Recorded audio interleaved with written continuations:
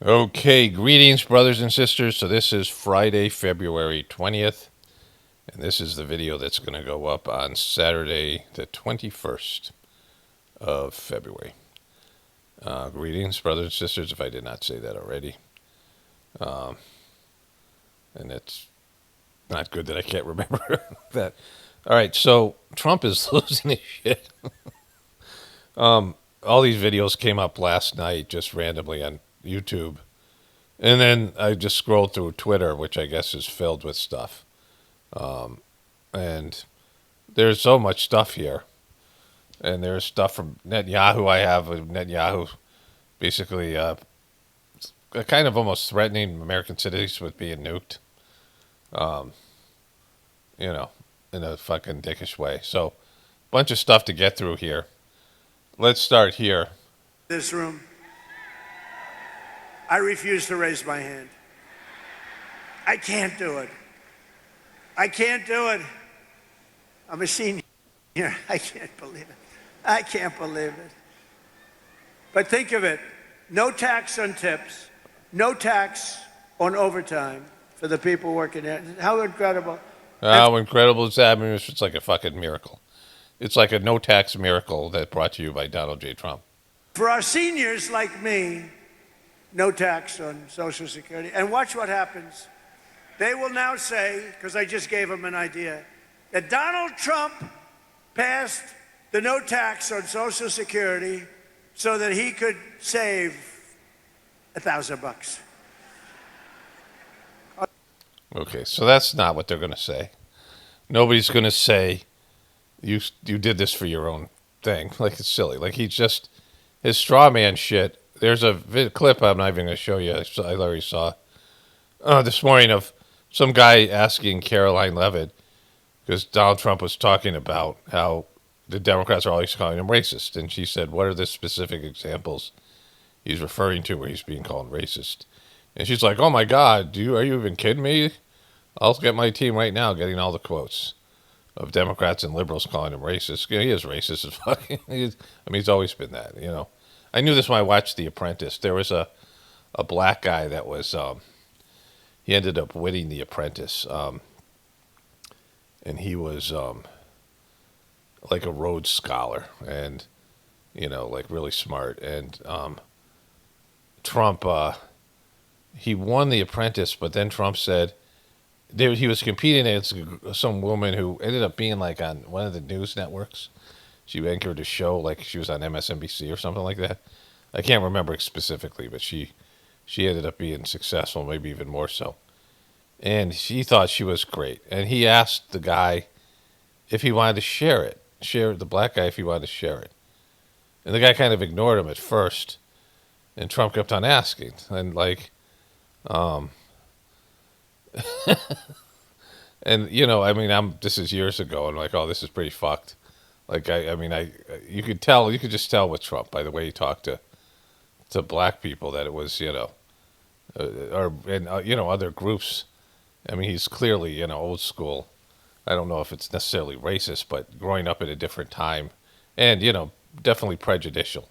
Racist is a word that people throw around, but prejudice is, everyone's prejudiced to whatever extent, not just based on race, but, people prejudge people based on what they look like.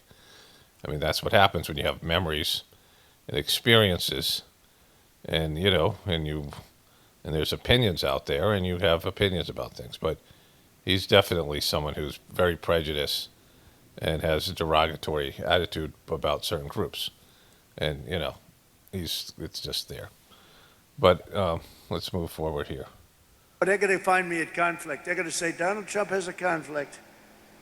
I'll pay it, okay? You know what? I don't even talk about this much. I get no credit for it.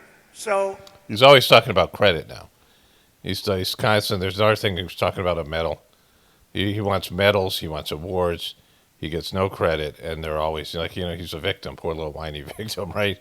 I mean, just anybody who's this obsessed with their haters, constantly talking about their haters, right?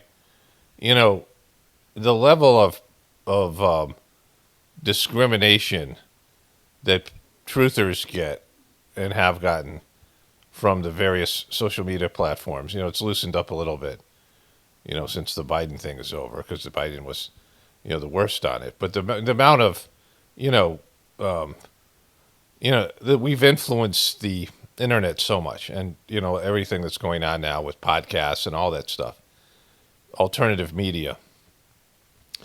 People who don't believe in the official story have influenced so much of what we see now, and we have been kicked to the curb and discriminated against. And I mean, my channel, it's lucky I've survived so many years and just, all the stuff that I've undergone.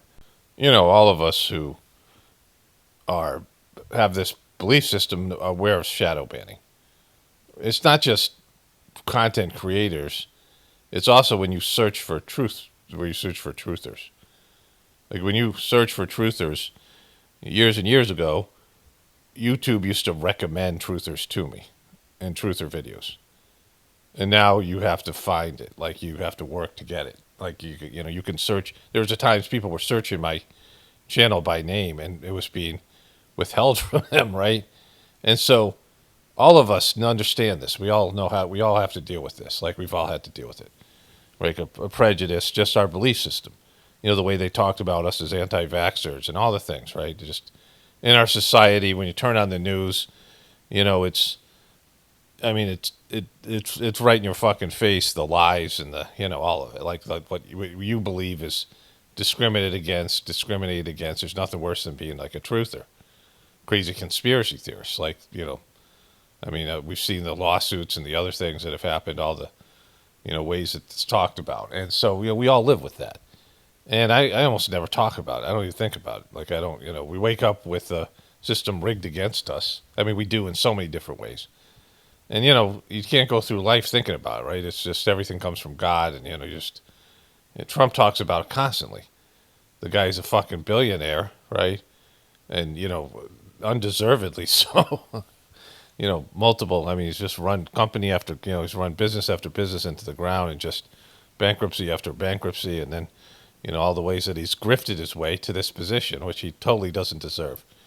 And he's like talks about how he's screwed pretty much in every speech that he gives, about how bad it is for him, what a victim he is. As president, I make $2 million over 4 years, $2.5 million. I waived it. I'm the only president that ever waived it. And they never, ever talk about it. Boy, he's got small hands. But every week, some of the scum from the New York Times will call, did he waive it? And if my secretary would say, yes, he did. If I ever said, no, he didn't, it would be a headline scandal. But you know that. You know what the scandal is? That he got a plane from Qatar that he's getting for free. It's worth $500 million. It's $500 million. And then they're going to retrofit. They're going to, they're going to make it into Air Force One for another $500 billion. So he's getting $500 million. So he's getting $1 billion plane, and then he's going to get it gifted to him after he leaves office. And then he's going to get 2 more Air Force One's upgrades after it. So that plane's going to be out of date in, a year or so after he gets that plane. He's getting a free fucking private plane, like a pimped out plane. And then, the billions of dollars his kids have made off of crypto, and his family has made, the Ivanka getting a deal with Saudi Arabia and Jared for $2 billion. Like all this stuff, all the ways he's grifted. And he's going to say he waived his salary. Yeah, it looks good, but you've monetized your president like no other motherfucker, right? I mean, just... In the history of our country, and this surprised me because we've had wealthy presidents before, in the history of our country, there's never been a president that waived his salary. I'm the only schmuck. Yeah, sure, you're the schmuck that did it. It's funny you used the word schmuck, right? Be honest. How much money have you made off your presidency that no other president made? Because you're just shameless. Fucking shameless. No other president would take a private plane like he did. They'd want it. They would want it. They're not fucking, they're not oblivious to this, They want to take it, but they wouldn't because they're not as shameless as him. I get no credit for it. You know what? I get no credit for it. Nobody ever writes about it. It's the first time we have... You get no credit. Okay, so we got a bunch of shit to get to. I have the end of The Apprentice, if I can put it up here. I don't know if it might get copyrighted, and I'm not going to fuck around with that. If it does, so I'll just take it out. But here it is. About her. And you, I really respect, and I respect your opinion. If you were me, would you hire Rebecca also? Woo! This woman say no right here. She's saying no. One of the other contestants. Sure. There's Rebecca. Mr. Trump, I firmly believe that this is The Apprentice, that there is one and only one apprentice. And if we're going to hire someone tonight, boo, it should be one. Boo. You know, so the guy wins, right? But he's basically booed. Like, you know, why would you share it? And it's a bullshit prize anyway. You know, most of these people, like, they faded from, you know, they didn't become successful and, you know, famous, whatever, at least in the business world. And Trump wasn't really somebody who could apprentice people. You know, he was a grifter. He could teach people how to grift, but he couldn't teach them how to be.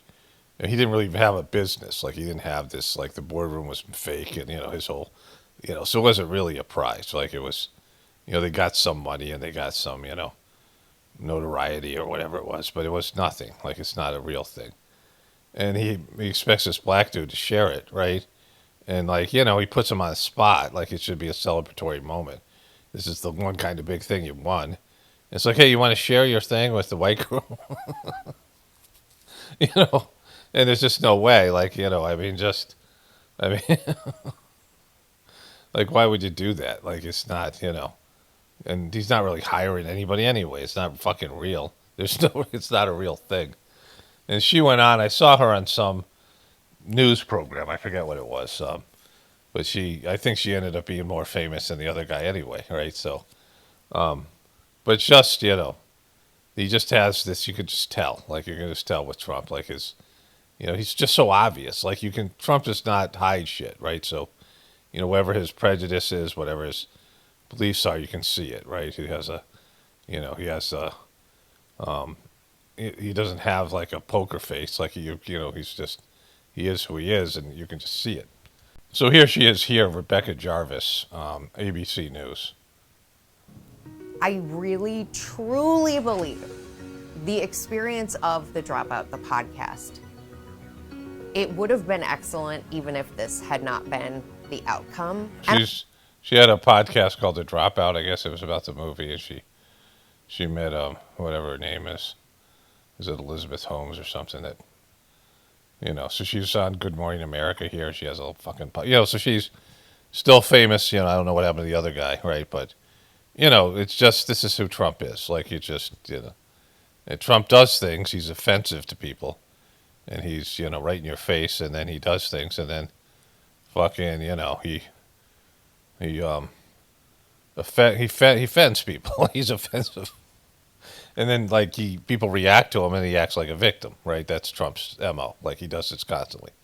He does things that he thinks he should get away with, but if they were done to him, he would fucking go ballistic. He's always on the attack. You know, the movie The Apprentice, the guy Roy Cohn tells him, you always go on the attack. You never admit you're wrong. He has these 3 rules. And they go through them, and you know, it's all the stuff you see with Trump's behavior. Roy Cohn taught Trump to be this prick, and then Trump just fucking totally, you know, like, just kicked the guy to the curb. And he's just, you know, and the movie's a little bit, I mean, there's definitely shit that's made up, but it's, you know, Trump learned that from somebody, right? And he's, you know, and he consistently does it. Always play the victim and this stuff, and this is where his connection to, you know, Israel is, which we'll cover more in this video. No, they say that kind of stuff. It's amazing. They say, if I'm sarcastic, even a little bit, they make it sound. You know, I said one thing the other day, a little while ago, a month ago, 2 months ago. It's kind of longer than that. It might be like 6 months. I said, I don't think I'm going to make it to heaven in front of a massive group of people, 56,000 people. And they were all saying, oh, what does he mean? I don't think I'm going to make it to heaven. I'm doing Yeah, it. I bet that's a pretty safe bet. Whatever the afterlife holds for people, I think like I said, he's doing God's work by destroying a country and a global paradigm that has to come down. So, I don't think he's, like he's playing a role. So, it's hard to say. But in terms of just who he is as a person, if anybody deserved to go to hell, right? Trump is up there, right? He's up fucking there. Great job for a lot of people, but I don't think so. I'm just not worthy of heaven. I'm not going to make it. And I was having a good time going, I was having fun. I hope to make it. But I doubt I will, to be honest with you. A lot of you will. I'm not. Like, why would you say that, right? Like, you're the fucking leader of the right wing of America, which is heavily Christian. You're pandering to Christians. You have a lot of Christian support and Jewish support. I don't know what, in terms of the Old Testament, what they believe. I'm not sure where the heaven stuff comes from in the Bible. But, like, you're kind of a religious figure to many people. And you've pandered to the religious right. Like, without the religious right, you'd have nothing. Your base is highly religious. And, some people have the religion of money, and they're greedy people, and they like Trump. But the majority of people are Christian, and really are into being Christian. They're not, posers. There might be posers, but they it's a big deal to them. And if you're fucking going to hell, like, there's a choice here. You think you're going to hell. He's saying he thinks he's going to hell. Like he said a couple times, and he's getting older. Like, you kind of know now, like, based in your life, you'd kind of know. Like, there's either liberation or not. Like, this is what I believe, and I have had, some experience with it. It's not just based in dogma, but based in, this is how the original people who discovered the soul, in the ancient Indian religions, the Hindu religions, Sanatana Dharma, understood that there was liberation, mukti. And so, you're free from, your consecutive births, right? You're free from having to reincarnate again. You're free from your earthly bondage. You've passed the test. You've graduated. But the interesting thing about it is there's people who reach that level and then they fall. And then they lose it, right? And so it's a moment-to-moment thing. But as you get older, you'd have a sense of it. And if you're a Christian, there's some criteria. It isn't all that clear. But, people around you would have a sense of it. Like, who, like for you, the people who know you and these kind of things. And how good of a Christian you are. And you kind of know. And so, this guy should, as being a good example, he kind of should know that he's going to heaven, right? He could at least, you're going in the right direction. That's the more important thing. In the Sajmark tradition, whether you're going in the right direction or not. When you meditate and you might make mistakes, you might have some, relapses and setbacks, but are you going in the right direction? And only a person who knows they're going in the wrong fucking direction would say they're not going to heaven, right? Most Christians believe they are. Making heaven crowded again. Like this whole Charlie Kirk, Erica Kirk bullshit thing, right? So, But I was having fun. The New York Times has a front page story. Donald Trump is now questioning his mortality. They made it like I was totally. So you can't joke. It doesn't work. Kelly Loeffler. But jokes are, like, you said that, and like it is kind of newsworthy. I've covered it multiple times because it's a big deal. Like, when you're a Christian, you say you're not going to heaven, then what the fuck have you done, right? What why are you basing your opinion on, even if you're joking? He even just said it now. I don't think I'm going to make it. Here, small business meaning big business. She's in charge of, she's a Georgia peach. She's a great one. But she's in charge of all of the small business loans. It's called the Small Business Administration. When you add it up, it's the biggest. All right, so there's that. Like he's just losing his shit, and we got a bunch more evidence here. So here, Tariffs. Tariffs! Can you believe it? It said tariffs. And I got to be before a court. Can you believe it? This is like men playing in women's sports, transgender for everybody. I have a new one to add, voter ID. The Democrats don't want to give us voter ID because they want to cheat. so when you're elected to office, I mean, he's just yelling catchphrases here. And we're going to get into this stuff there's one more thing I want to show you here. There's other clips of various, stuff from Trump. But when you win, you have some time to blame the other guy, right? There's that famous story, that famous joke about how your president comes in and the former president left 2 letters in the drawer of the Oval Office desk.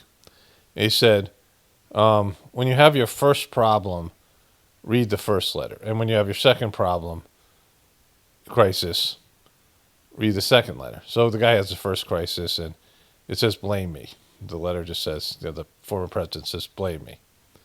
So he goes out, he blames the last president. Then he has a second crisis, and it says, write 2 letters. Right? There's just so much you can blame the previous administration, people, or the Democrats, because right now the Democrats have no power. They're completely limp-dicked. Trump has both houses, and he has the rest of it. So the Democrats are just blowhards talking, and they've never had anything other than, they don't really have policies, and their whole thing is, well, at least we're not Trump. They haven't had anything. Like I said yesterday, they were covering on MSNBC and CNN, they were covering Prince Andrew being the artist formerly known as Prince Andrew, as they're covering him because there's a big fucking story. In Fox News, they were covering Mondani about some bullshit, right? And why are they focused on the mayor of New York City to their audience who mostly doesn't live in New York, right? There's not too many people that view Fox News in New York. So, why do you care about New York City and New York and Mondani? It's just, it's a silly thing. It doesn't affect you almost at all. He's not a national politician, right? But they're focused on him when Andrew is getting fucking cuffed up, right? So, this constant talking about the Democrats, you don't need to talk about it. They don't have anything. They're going to win the next election. They are. It's just over. But you have until this time, this period till the next year when the Senate's sworn in or whatever it's going to be, 2027. What? So we have 2024, 2026. So 2027 they'll be sworn in next January.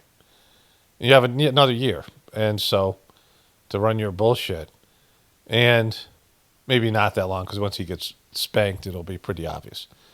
But going to these places and talking about this stuff when you're whining about stuff that's a powerless group of people. It's not like you're the change guy coming in to replace the Democrats. You're not writing against a democratically led government. You're the government, right? You have the power. But then there's this other thing he's been doing. Worldwide, and I rebuilt the military my first time. I said, why would it take 4 years? They said, well, I would. So I decided to go to Iraq, and I flew to Iraq. I was extremely brave. This is all from the same speech, right? So first he's talking about how he rebuilt the military. So has you ever seen a more braggadocious president? I mean, it's not even close. The guy's constantly having to brag and talk about his accomplishments because he's a grifter, right? And he's got narcissistic wounding. He's somebody who's extraordinarily insecure, which is really bad. For a fucking leader. Somebody who needs reinforcement and can't take any criticism. Because you need to be able to take criticism for self-improvement. You got to evaluate criticism. Whatever criticism you get is, in the Sajmark system, there's 3 things that makes a saint. Critics, because it keeps you honest and humble and things like this. Slightly poor health and slightly less money than you need. Those three things will help somebody on their spiritual path, right? And critics are good for lots of reasons. It helps you, take a look at yourself if the criticism is legitimate, when it's legitimate, and then, especially about things that to do with character qualities and whatever it is. But Trump can't take any of it. Like anybody who's a critic becomes an enemy. Like so he surrounds himself with the yes men. Like he's very thin-skinned, and he's constantly trying to reinforce his own, greatness, his belief in himself being great by bragging and his accomplishments. And then there's this part here. In fact, so brave I wanted to give myself the Congressional Medal of Honor. I said to... Why are you even talking about this, right? Because you went to Iraq, you wanted the fucking Congressional Medal of Honor, even if that is a joke, right? He's constantly wanting some kind of notoriety and whining when he doesn't. Being a victim that nobody gives him the credit that he's deserved and all the good things that he's done and how wonderful he is as a president, and that he doesn't get these medals and awards and Nobel Peace Prize. And, the awards are fucking pointless. They mean absolutely nothing. If you're a good leader, the fact that the government's running great or your organization, whatever you're leading, is doing well. Like your leadership, under your leadership, you're doing a good job, right? Actually, I had a voiceover I want to do. I want to cover that comment. From yesterday, I want to revisit that comment. So I'm going to do that next. And then we'll get back to Trump. But, he's constantly looking for some kind of validation, which is very concerning because when you're doing a good job. Like you should know you're doing a good job, and you should be working hard to do self-improvement. Everybody should be working towards self-improvement in whatever capacity. Being more efficient. Like just, especially as you get older, you can't make as many mistakes. You can't like go out drinking. You can't eat shitty foods. Like everything, everything has to be, all right, now I'm not as good as I was. I'm not as strong as I was. My system's breaking down, and you have to. This is what I'm going through with my health, right? You always have to be improving. Like you have to work harder at keeping good health, right? Because you're trending towards bad health, and just like everything else. And the reward for this stuff is, success, right? Whatever success you're having. But he's obsessed with these things, right? Like, this is very concerning on a psychological level. And now that he's breaking down as he gets older, this is all he ever talks about. They'll never give me the credit. I'll never get an award. Fucking, we do the greatest ever. See, that's another accomplishment. Like everything he does is the best, and he never gets credit for it. Like that's his whole message. I'm doing a great job, and you guys won't acknowledge it. I said to my people, am I allowed to give myself the Congressional Medal of Honor? And, I've given out so many to guys that are seriously brave. They come in with the arms are missing, the legs are missing. The stories are so unbelievable. Yeah, that's just not cool what you're talking about, right? And the way you're talking about it, like these guys are maimed for fucking life. For a bullshit, they're fighting wars for fucking foreign governments and billionaires and, rich people like you and the rest of and their lives are fucking wrecked, and you're saying that you deserve one too. And I said, no, it's a little stretch if I gave myself one of them. But it's one of those things. Someday I'm going to try. I'm going to test the law. Brandon, I'm going to say, let's give it a shot. Maybe I'll win in court after everyone sues me. If the radical left lunatics sue me. What the fuck? Again, the radical left, like these are all the things he talks about, he's obsessed with. Like somebody who's constantly talking about their ex, like every day, and or whatever it might be, or some job that, something that happened to him fucking 10 years ago. And like every time you talked about it, right? It becomes uncomfortable. There's a woman who does the Sajmarg meditation. And I unfriended all these people who were, end up being heartfulness people. I'm friends with my ex, right? But anyway, she lost her daughter. Her daughter was like 26. And she posted on Facebook, I knew this person a little bit in real life, like every day for years. And once in a while, I had gone back and was just seeing what these people were up to in terms of these, people I knew, if they were finally waking up to the dodgy fraud, or somehow they'll be recommended to me as a friend, right, or something like that. So I'll end up like looking at these accounts when I'm on Facebook. I don't go there that much, so it's like infrequent. But when I was covering the dodgy stuff, like I haven't done this in a while, I would just pull up as many of these practitioners to see if they were still supporting dodgy, right? After he did some bullshit thing. So I haven't done this for a couple of years, but I saw this woman's account, and it's been like fucking 8 years since her daughter died, and she's still like posting about it every day on Facebook. And she got a lot of support in the beginning. Of course she would, right? But it dwindles after a while because everyone's like uncomfortable with it, right? Like sometimes she put her daughter as her Facebook like profile picture, and like she would do 3, 4, 5 posts a day. Videos of her daughter, like whatever it was. Like she just, she's trapped. Like this is, like her life ended when her daughter died. Like she just can't move on, right? Which is, much more understandable than stuff that we're talking about here with Trump. But like the things you just have to move on from, especially negative things where you're feeling hatred or anger towards something or somebody, and you just have to move on. Like you can't be obsessed with the negative. Like it just eats away at you. Like hatred eats away at you, and anger and all these things, fear, all these things. Like like there's a problem, and then it's resolved to whatever extent, and maybe it's fair, it's not fair, and then you just like accept it and move on. But Trump is incapable of all that. All he talks about is, how I mean, this is his whole rhetoric, how they're always out to get him, the radical left, But it's and even with the Epstein thing, which had nothing to do with the left. Like it's always them, and it's their fault. And they're always trying to get him, and he's doing a great job, and he's never done anything wrong, and he's not going to heaven. But for some reason, he's not done anything wrong. Like, and he's just he's obsessed with all these things. Now watch. The fake news, I'm having fun. The fake news will say, Donald Trump wants to give himself the Congressional Medal of Honor. See, like what you're trolling in a way that's not really funny. Like he's saying he's trolling here. Like, why are you even fucking talking about this? He's in Georgia because there's some kind of election bullshit thing going on, right? Like he's supposed to be there talking about election fraud, which is one of his big subjects because of what happened in 2020.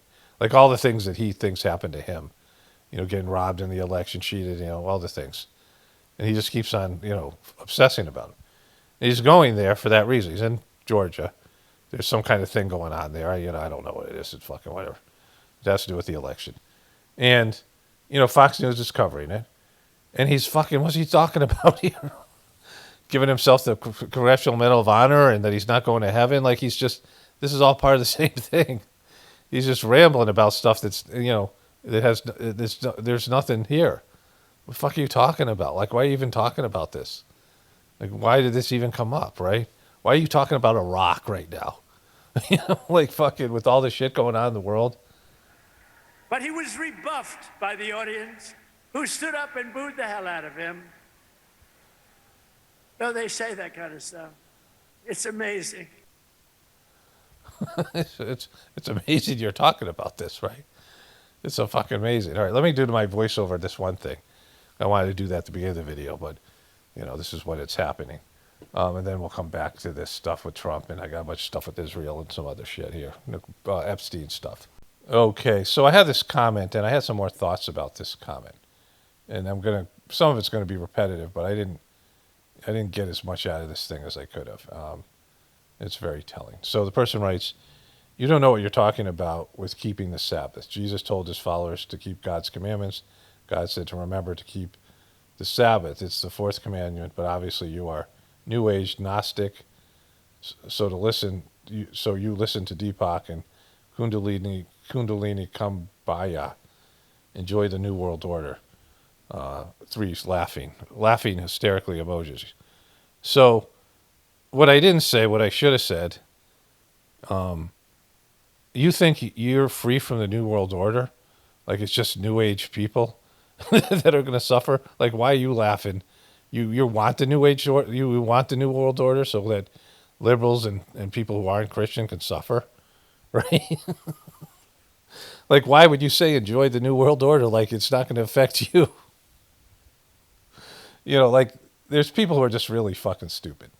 and the stupidity here. But to start off with, like I said yesterday when I was covering this before, that's not what I do. So if you're going to criticize somebody, you have to find out what they believe. Like I'm just a straw man to you. Like everybody who doesn't practice Christianity and does some sort of other spiritual practice is Kundalini. The Kundalini is not at all part of the Sajmark system. We meditate on the heart. There's 13 yatra points. There's the what he's talking about is yogic, the yogic chakras, which are power points, and they start at the Kundalini at the base of the spine, and they go up. I think it's called the Muladhara point, which is a sex point, and I forget all the names. And then there's this point in the gut, and then there's a point in the heart, and then one in the throat, and then there's one in the third eye, and then there's the 1,000 lotus petals on the top of the head, and I think those are all the chakra points, right? And that you're supposed to open up the Kundalini, and the power goes up the spine through these various spiritual points, and out through the top of the head. And I don't know exactly Kundalini yoga, but in Sajmark's system, the Kundalini is considered a power point and not a spiritual point, and the power is dangerous because people are gross, and power, when you are gross, will manifest into bad things. So, there's lots of people who have done Kundalini yoga and got fucked up. They did some Kundalini yoga with some bogus guru, and some of the power was released, and it fucked them up. I know this was one southern guy. He was a big guy, big fat guy, kind of interesting. And he got fucked up over like Kundalini yoga, and Master Charji was able to kind of like put him back together, like spiritually, like 'cause the power had messed him up. This happens all the time. Oftentimes people become sexual deviants because the power goes up to the first point after the Kundalini, which is a sex point, right? But it's, something we don't focus on at all. We're focusing up from the chest up because, those points might get cleaned, they will get cleaned, but we don't attend to them. We don't focus on them at all. We don't do anything with the Kundalini. The most we would have, like if you're giving an individual sitting to somebody, would be like if you sit in front of somebody and you read their spiritual condition. And most of the spiritual grossness is in the heart. And when you clean the heart region, you also clean the lower regions, but you don't think about it. But you never focus on the person's Kundalini. You never think about the person's Kundalini. You don't transmit to the Kundalini. And so this is all this person knows, right? But it's very clear that what I do has nothing to do with that. And so, like I said, my previous video, this person doesn't know anything about what I do, right? And so that's problematic when you're trying to shit on somebody. You're trying to shit on somebody based in limited information of a stereotype of stuff that you've been told, and you're doing it out of complete ignorance because you're a fucking ignoramus, right? And this is the problem with these people who think they're religious and they have a relationship with God, but they don't. Because if Christianity was successful, the world wouldn't be the way it is, right? And so if you talk about these three religions that come from Judaism, there's not that many people who are Jewish, but there is 2 billion Muslims and 2 billion Christians, and they're all coming from this thread, the same original religion, right? The Old Testament stuff, and they're coming from the same region, the same ideology and people here that has divided over time, but it is, it's like there's so many different branches of Christianity, but they're all coming from the same, the idea of Jesus, right? And Jesus is coming from the idea of, Moses and Adam and, the creation story, Genesis, and all these things, right? So you have more than half of the population practicing these religions. And, just the 2 billion Christians, like that makes up almost a fourth of the religion. That's like a fifth of the total population, which is substantial. It's more than critical mass. And if Christianity was great, then the world would be transformed. Like there would be a fucking great world. Like if all these people who are Christian were actually spiritual people. I mean, think about all the money power that's in Christianity. It's the dominant culture. English is the dominant language that's spoken because of, the colonization, all this stuff that's gone on. England and America is the dominant country. These are, England was the sun never set on the British Empire, and they were, They believe in, they're Christian. It's a Christian country. The missionaries, right? All these things. So you have that, and then you have all the money that's in the Jewish community, money and power and influence in Israel, and you have all this stuff in the Muslim community, all the oil money, all the power. Again, 2 billion people. So these religions have all failed, right? Wars, greed. I mean, all the, if you look at the 10 Commandments, all the things that are, thou shalt not kill. Well, look at all the people who have been killed because of Christianity. All the religious wars, all the colonization, all the Native Americans, all the slaves, all these things, right? All the, thou shalt not steal, like stealing land from other people, indigenous people. I mean, all this stuff that's happened, right? It's, you have to be like completely in denial to not see that these things are regularly done, right? Just those 2 commandments, thou shalt not kill or thou shalt not steal, have been done systemically by governments that are Christian governments, Muslim governments, Jewish governments. They're doing it all the time. They're violating their commandments, the worst ones, and all the other things, jealousy, all these kind of things, right? It's all happening. Jealousy, envy, greed, all the negative, all the 7 deadly sins, all these type of stuff, right? All the things that are negative are just so out there all the time. People are suffering, this disparity in wealth, the wealth gap, the destruction of the attack on the natural world, and just the selfishness. So, how can you say that Christianity is a success? And it's, the hyper materialism, and it's just getting worse. Like all the things that are happening, we see that we're going in the wrong direction. It's not because people have lost their faith in Christianity. It's because Christianity is a failure. It's an abject failure. All these religions are failures. Otherwise, the world would be transformed. If there are 2 billion people doing the Sajmark meditation that I do, even 1 billion, like even 500 million, the world would be transformed because those people would be made better because there's a method to help people become better people. But there's no way there would be 2 billion people that do it. Like even the people that do it have struggled because, there's good parts to every religion. Like Christianity could have been great. They could have embraced Jesus' higher teachings instead of manipulating things for material gain and, warping the teachings to make this a controlled religious system. But no one would do it. Like if you took Jesus' best teachings, the kingdom of heaven is within, and all the things that are, imperative to spirituality, like the higher developed stuff. Get rid of the Old Testament because that sucks. But if you had Jesus' best teachings, there'd be no Christians. It's because people don't want it. People don't want to change. They don't want to commit to God. Their egos want to do what they want to do. And that's why the world's fucked. And so these religions are bullshit. They're not real. Because people don't really do them. They do them as a sense of comfort. There's maybe some little, it's relief for, the material world, praying when things are bad, not having to worry so much about your afterlife. At least, not until you're dying and you realize you're going to hell like Trump, right? All these things. To those of you listening to this in the Journey series, this is, Trump was talking about going to hell again. And so, with all these things, you have to be honest about the failures that are here. And number one, religious failure. When you have people with poor character qualities and people who are just shitty across the board, selfish, engaging in all these negative behaviors, why do you think there are the 10 Commandments? It's because people were doing shit like that. And they're trying to get people to stop doing shit like that. It doesn't work. You have to help people change, and you have to give them you got to facilitate the direct relationship to God where they develop a conscience. They develop a sense of, remorse. They develop a sense of, not just you're going to go to hell, but you feel it like right now. You do something bad and you feel bad about it. Like maybe not when you do it, but like, the next day or that night, and you're thinking about it. You're like, oh, I wish I didn't do that. Like, I did this bad thing. Like there should be some, what can I do? Praying to God to change. Like there's a maxim in the Sajmark system where you go to bed. Here, I can read the maxim. At bedtime, feeling the presence of God, repent for the wrongs committed, beg for forgiveness in a supplicant mood, resolving not to allow repetition of the same.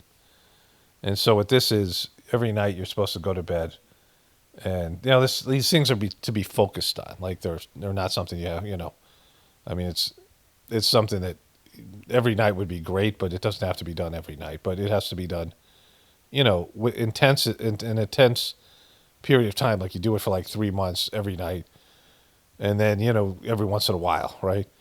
And you can do it like just automatically without really thinking about it.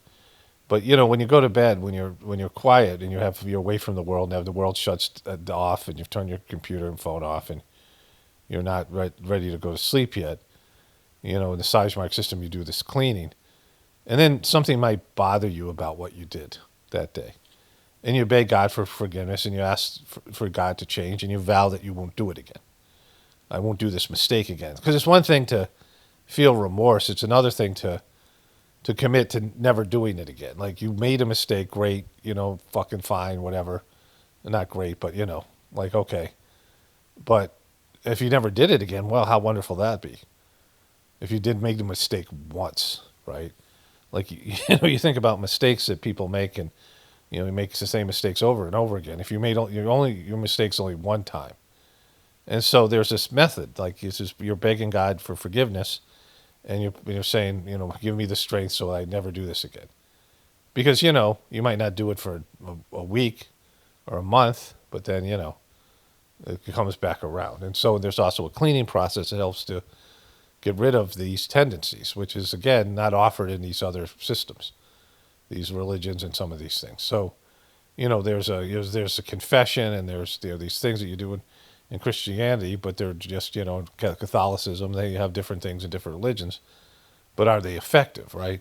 And if they are effective, then why wouldn't you do them more? So, you get these ignoramuses that come here, and they show you why the world's a horrible place, right? Because, I covered this comment yesterday, and like I said, I didn't do a good job of, here, let me read it again here. I lost it. Did I lose it? Here it is. You don't know what you're talking about. Okay. About keeping the Sabbath. Well, if the Sabbath fucking worked, these people wouldn't be horrible people, right? A lot of these people keep the Sabbath, and they're fucking horrible people. And they're, these religions and these countries based in this religion. If keeping the Sabbath was great, would Israel be so sucky? Are you saying that Israel's great? Like, wouldn't America be great and, spiritual and good people if keeping the Sabbath, so you think it's because people haven't kept the Sabbath? No, these people kept the Sabbath.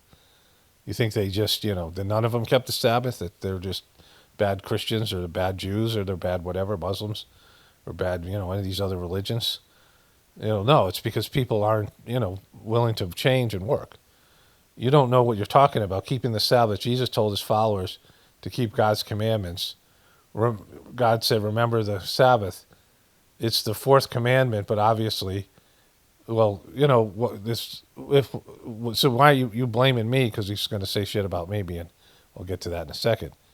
But all you Christians, you're not keeping the Sabbath, so all these people are bad Christians, or not real Christians, and if they were, the world wouldn't be a shithole as it is. Then the Christian religion's a failure. If you can't get people to keep the fucking Sabbath, then they're not real Christians, and there's no real, it's all, well, they must be a failure then, right? Like, your religion's failing. It's not fucking, you think New Age people are the one that's taking this down? You think New Age people have the power and the money and the sheer numbers to take the world down? And why is there a New Age movement if Christianity is so fucking great? Why did so many people leave it? Like, if it was delivering, right? If it delivered to you, if it delivered God to you, why are people leaving? I mean, people leave because, if it was good, they'd leave because they don't want to change. And they don't want to give up their egos. That's why the religions suck. They suck because they have to pander to people's lower tendencies. And Christianity has been watered down like every other religion to keep people. Like, they water down the good stuff, and they make compromises because they don't want to lose the people, right? And so is the fourth commandment. But obviously you're New Age Gnostic, so you listen to Deepak and Kundalini Kumbaya, enjoy the New World Order. Ha ha ha ha ha. Like, listen to this ignorant fuck. Like, this is a total example how Christianity has failed, right? Because, what about this comment would make me want to be a Christian and keep the Sabbath, right? And people reading this comment, not just me, anybody. Like, you're an example of Christianity. You petty little fuck, right? Like, you're talking about the Sabbath like it's been successful, and it's not. And if you are keeping the Sabbath, then why are you such a like fucking little ditzy prick? And trying to make me into something that I'm not. Like, I don't listen to Deepak. I've never listened to Deepak, right? I mean, Deepak started to do heartlessness stuff, and everyone who knew it was like, oh my God, why did you bring that fucking scumbag in? And so, I mean, I've talked about it in these recent videos, my opinion about him. Like, I've been right about all these people long before any of this stuff, and not because of some bullshit Christian prejudice and right-wing dopes that, are told certain things, like, based on my own perception. Like, you guys don't like Deepak. Like, this guy doesn't like Deepak because he's not a Christian and he's, this something other than what he believes in. And because right-wing people say don't like Deepak, right? Because you watch Fox News and you listen to these dumb fucks. But in my opinions come from my own, my own personal view of things. There's not prejudice we're all prejudiced to some extent.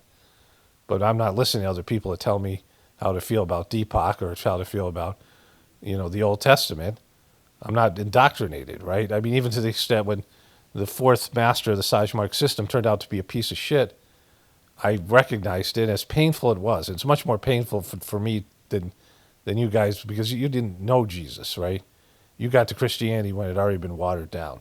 But if you knew Jesus and you saw what he was doing and then you saw them warp his teachings, you saw one of these, one of the successor Peter or any of these people start warping his teaching, you would be really upset. It's a really fucking painful thing to watch. When something good becomes something shitty. It becomes what it's supposed to be an alternative to, right? It's becoming a shitty cult-like religion. And watching that happen was painful for me, especially when I knew the guy beforehand and he was a good practitioner and he just fell like a stone. And so, like, I had the ability to see the truth when so many other people who do the meditation can't do it. They don't have the strength. They don't have the ability to see what's there to be seen, right? And so, like, this is a huge difference. Like, you're just regurgitating shit that you've been indoctrinated with. And I'm talking about things that I'm realizing and through my own experience and my own, spiritual evolution. And so it's a huge difference. And there's so many people like you and very few people like me. Like, that's the sad part. Like, this has always been the case. Master Charji, the third master of the system, he lamented how in Hinduism there is the spiritual wing where people have the freedom to, to work on it themselves. And then there's the, the religious low level, you pay for this thing, you pay for that thing, bargaining for your afterlife, this kind of thing, like all religions. And you have both of them. You have this, where you can be a spiritual person and have a relationship with the divinity within you. I mean, you have those options. Like, Christianity really doesn't have those options. Like, there is people who become spiritual, but it's not because of, they become saints and they're usually killed. They're usually ostracized. But there's not a separate thread. But in Hinduism, there clearly is. There's a spiritual, you could be a spiritual person or you could be a religious person. And the religious person is obviously much worse. But almost everybody chooses that. Because the original religion's easy and you have to think for yourself. It's just like being a truther. It's hard to be a truther. And this person isn't, right? This person writing this comment. Because you're not willing to look at your own indoctrination and figure out what's going on. All right, so I just wanted to get that in there. Let's get back to the other stuff in the video here. Actually, I got up and just something hit me. And I should say this, right? When you dismiss people out of hand, like when you dismiss people without, when I've started doing these videos, I realized to be fair and to be, honest, I had to at least understand the people I was going to mock and shit on. Like, I had to, I might embellish some things here and, just out of, comedic license or whatever, but I had to understand their failed point of view. And the overwhelming failed point of view is if you focus solely or mostly exclusively on your material life and material success, you are a failure, and this is what happens to you. Like, this is what most of the mockery that I do about when I covered celebrities more, politicians, it's about that. These are materialistic people who are miserable and failing, and so that's what I'm covering here, right? It's it's 100% about that. And so, in contrasting that with if you have a balanced existence and you have a connection to the divinity within you. But this person, those of you guys who respect my opinion to listen to me here, this guy dismisses me as a person based in some bullshit that he just made up, like that I'm doing Kundalini yoga and I listen to Deepak, which are neither one of those things are remotely close to the truth, right? They're the opposite of the truth, right? But when you can dismiss people based in some prejudicial notion, based in your your faulty mentality, then you don't really understand. You missed opportunities. When Jesus was around, he was New Age. Like he would be considered New Age. Like he was bucking the system. Like he was going against a corrupt religious system, and he was going against the Pharisees because of the corruption that had entered into the Jewish religion. You can make a case for, based in the way that they present God, that was part of it. But he was going against it. He went somewhere. He disappeared when he was 18. I believe he traveled to India, and there's documentation of that. Of course, it's old, like with all this other stuff. But that Jesus went to India and he learned some form of yoga and came back, and he was doing what I'm doing here, right? Like telling his people about something that he experienced that was better than what they had in terms of their religion. And so, the majority of people who are Christians wouldn't have accepted Jesus and wouldn't accept him now, right? Like you miss out on good opportunities because you think you know shit when you're a dumb fuck, and you are, you're missing out on what's there for you. Like it's, and I see it all the time.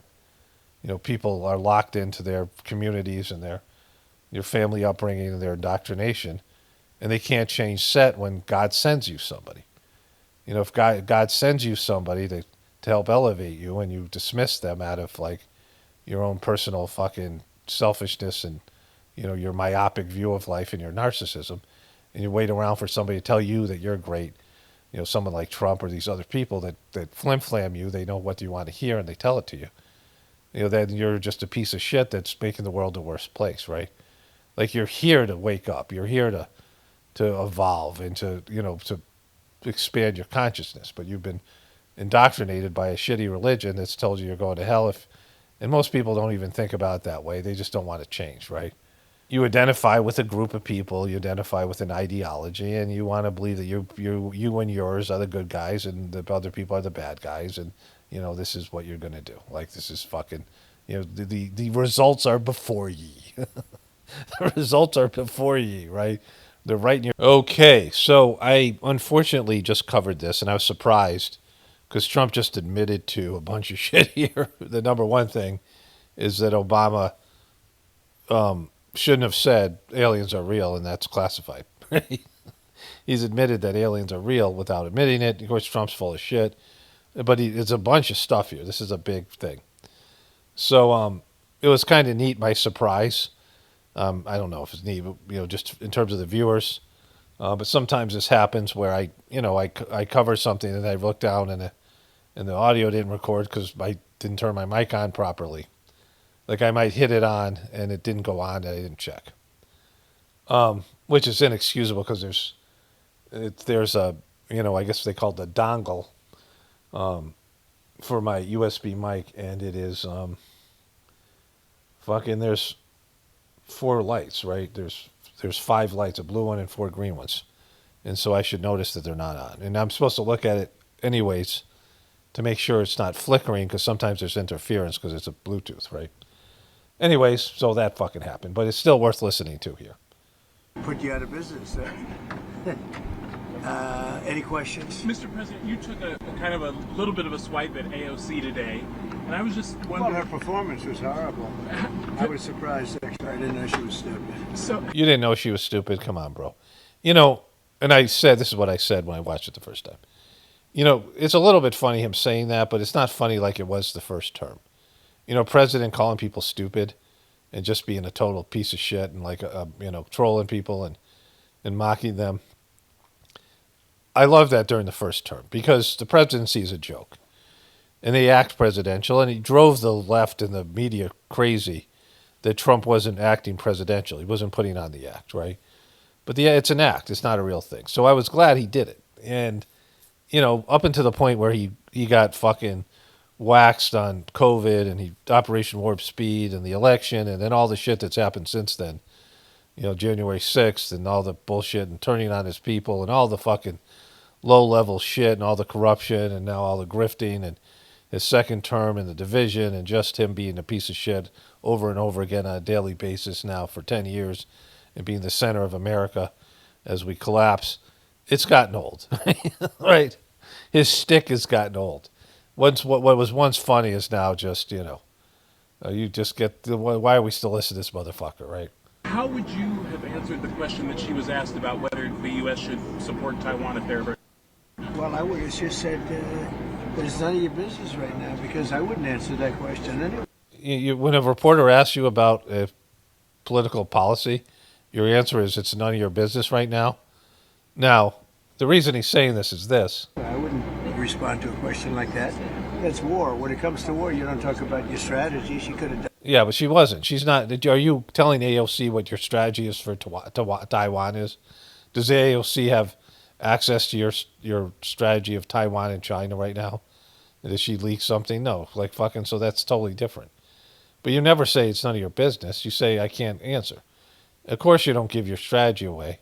I mean, Trump said that in his first term when they said, how are you going to get rid of ISIS? He goes, I'm not going to tell you. Why would I tell you? And the way he did get rid of ISIS was he stopped ordering ISIS, which was an American asset, to do things, right? And so he couldn't say that. I mean, I don't know if he knew that, but maybe they didn't let him order ISIS to do things. Whatever it was, that's why ISIS disappeared. Done that very easily. She had no idea. I don't think she knew what Taiwan was. That was the problem. You don't talk about military strategy. She could have taken an easy pass on that one. No, it's not a good answer. Could be death-defying, because I suspect that'll be used in every campaign for the next 30 years against her. You mean all the stupid shit and all the fucking inappropriate shit you said over the years, and you still believe that matters, especially when she lives in a very Democratic district and she's fairly popular and well-known. And so you think she's going somewhere? She's a Nancy Pelosi, right? She's a fucking Dianne Feinstein. Somebody who lives in a district where there's no challenge. She'll just be a permanent person. And the longer she stays there, the more power she has for her state. And so I would be shocked if she might get primaried, but it isn't going to be because of the Taiwan thing. Right? That's just stupid. That was not a good one, Peter. What do you think? I got a question about something big overseas today. The former Prince Andrew arrested by the police. See, he's shaking his head here. Watch. The former Prince Andrew arrested by the police there. Because he believes that shouldn't happen. And he's going to this is how fucking clueless this motherfucker is. Related to something with Jeffrey Epstein. Do you think people in this country at some point, associates of Jeffrey Epstein, will wind up in handcuffs too? Well, I'm the expert in a way because I've been totally exonerated. That's very nice. I can Totally exonerated, yes. This comes from this guy, Roy Cohn, the movie The Apprentice. Trump learned this thing, at least in terms of, that's what this fictional movie said. Roy Cohn was a gay Jewish lawyer that took Trump under his wing and taught him these things. Always never admit to anything. Always go on the attack. Always sue. Always go on the attack, right? Even when you're the guilty one. And, there was these three policies, and Trump has embraced these things.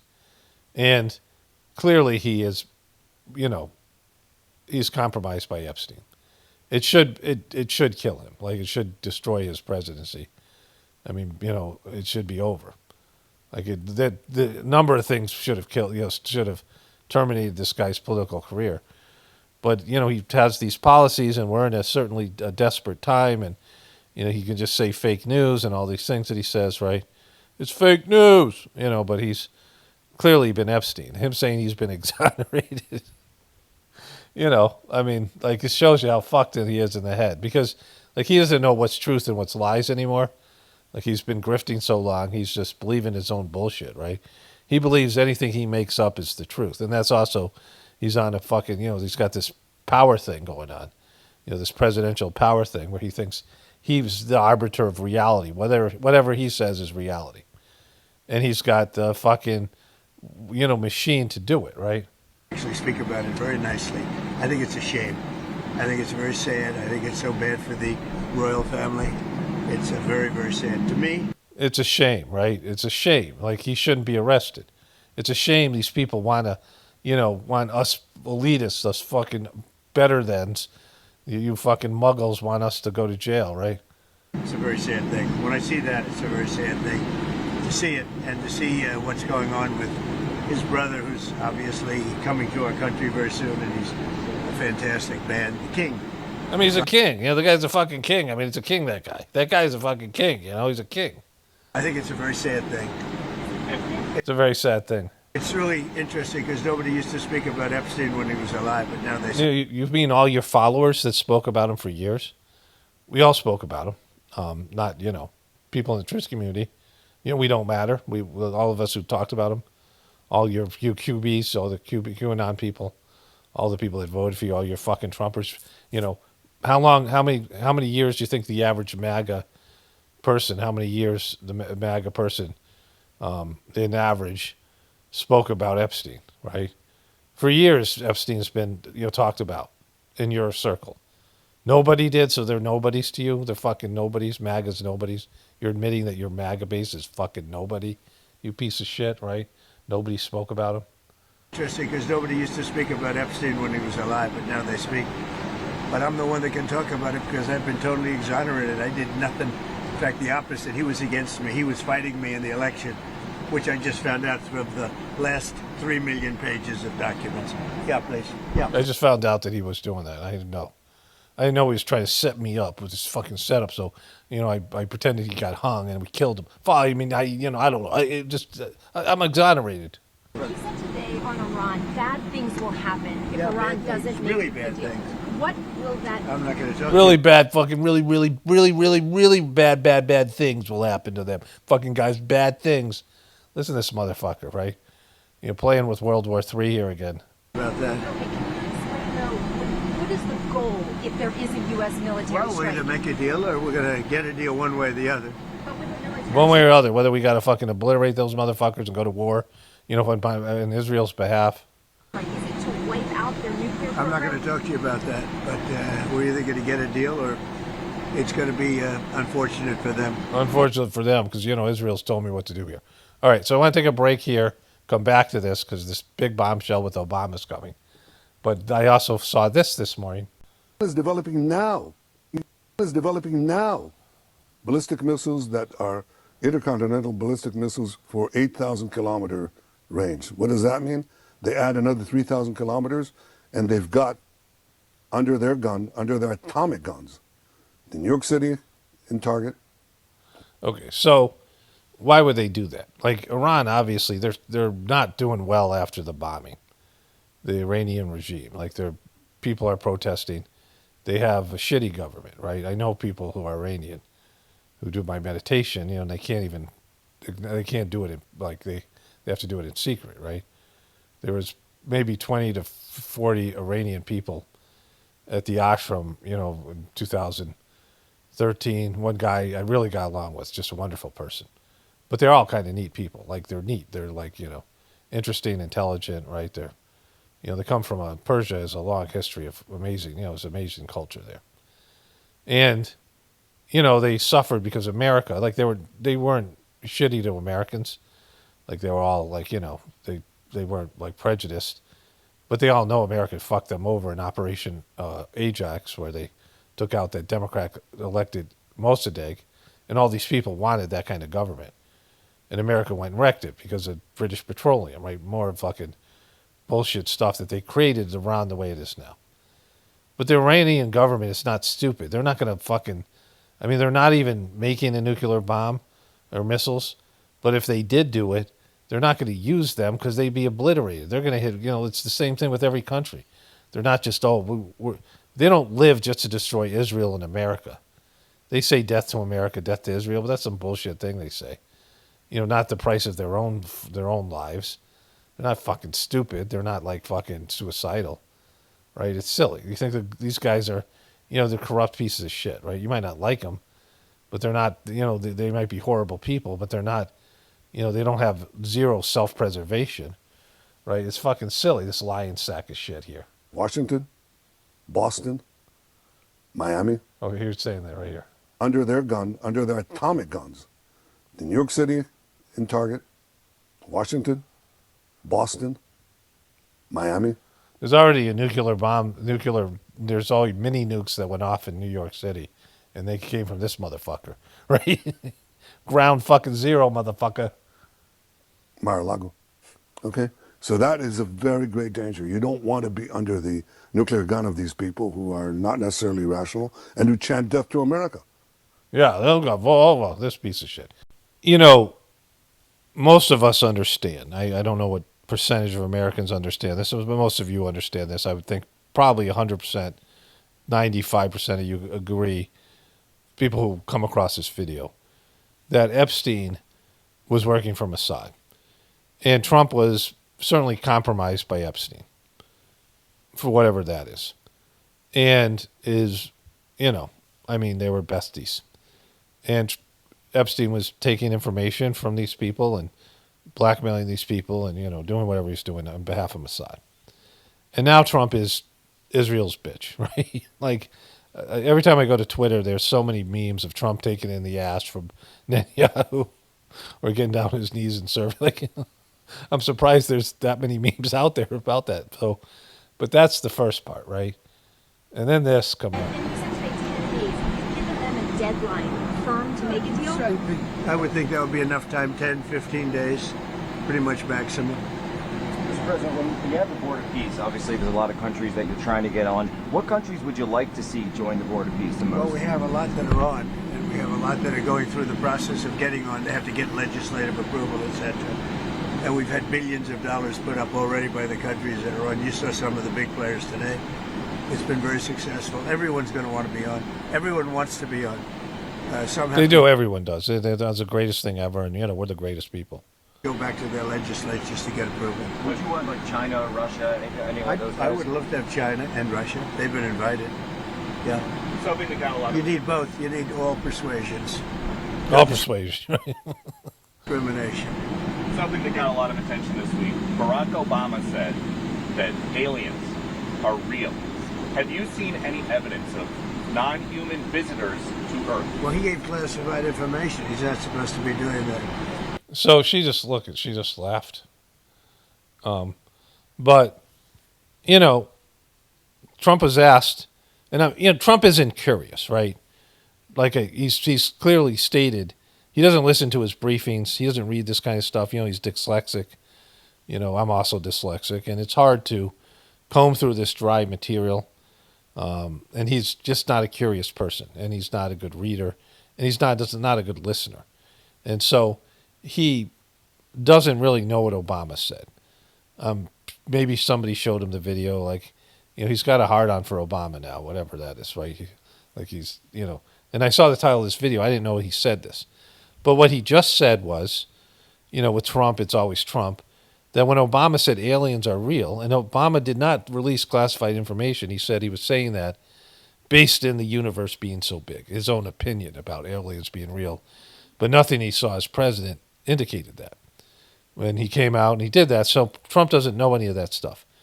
And Trump thinks he's talking about the classified information that says aliens are real, that he's seen, right, or at least knows about. I mean, that's what this would imply. That Trump has just admitted that aliens are real, and Obama shouldn't have fucking let the cat out of the fucking bag. That aliens are real. Have you seen any evidence of non-human visitors to Earth? Well, he gave classified information. He's not supposed to be doing that. So aliens are real? Well, I don't know if they're real or not. I can tell you he gave classified information. He's not supposed to be doing that. Well, so you are saying that. That's exactly what you're fucking saying. I don't know why. I'm not saying that because I'm not giving out classified information. He made a big mistake. He took it out of classified information. No, I don't have an opinion on it. He took about classified information. I never talk about it. A lot of people do. A lot of people believe it. Do you believe it, Peter? Well, the president can declassify anything that he wants to, so if you want to make an announcement. I may get him out of trouble. I may get him out of trouble by declassifying it all, which he is. So I'm going to show you this. So I saw this. My wife sent me this truth. These stupid truths. I mean, we created the truth community, many of us, as viewers and as contributors. And Trump and these pieces of shit came in and glommed onto it, and they're so not truthers. Trump is the opposite. He's an elitist, and he's the opposite of truthers. But he's got this Truth Social as a way to, with his dumbass fucking followers, his QBs, right? But here, let's declassified. We know illegal aliens are real. Yeah, illegal. Only illegals. What else? Nothing else. Like fucking, you just said it. All right. So this is what he did. Let's see if there's anything else. Based on what you've been told, what do you think happened to Savannah Guthrie? Okay. Also, there's that. I want to go to the alien thing. Let me see if he says anything here about that. Then we'll do the alien. Mom, Nancy. Boy, it's so crazy. It's so bad. I didn't like when they were talking about the going after the pacemaker and you know, before they even started going after it, they're coming and reporting it. So if in fact they could do it that way, the person would say, well, I'm not going to let that happen, right? So bad things would happen if he not going to let that happen. I can't imagine why they would have done that. And just in terms of strategy, just one. Okay, let me come back to Savannah Guthrie because that's another thing you said. But first, let's go to the alien thing, and he's it's Obama thing. So I saw that video that we just saw, and I put it to watch today, but I didn't read the whole title. I didn't know it was about aliens. And then my wife sent me this last night. Donald J. Trump, the real Donald J. Trump. Based on tremendous interest shown, I will be directing the Secretary of War and other relevant departments and agencies to begin the process of identifying and releasing government files related to alien and extraterrestrial life, unidentified aerial phenomena, UAP, and unidentified flying objects, UFOs, and any and all other information connected to these highly complex but extremely interesting and important matters. God bless America. So here's the thing. He already supposed to do that. Like, he released this information already. And didn't Biden release some as well? And, whatever. They both supposedly released it. Just like with the JFK stuff. But now they're releasing more. Only because Obama went to this interview and they asked him a question. And Obama said they're real. And like, what the fuck? And you don't want to be like, well, I'm Obama breaking the news. I'm going to break the news. And, if aliens are real, then everything's fucked. I mean, it means that they've known for years and covered it up. And it means all these things are not true. Things to do with the Bible and these other things, right? And that we're not the highest developed species out there because they have more technology than we have. And then a lot of our technology has probably come from reverse engineering and these other things. So all the things that are involved in that, it's the biggest fucking thing ever.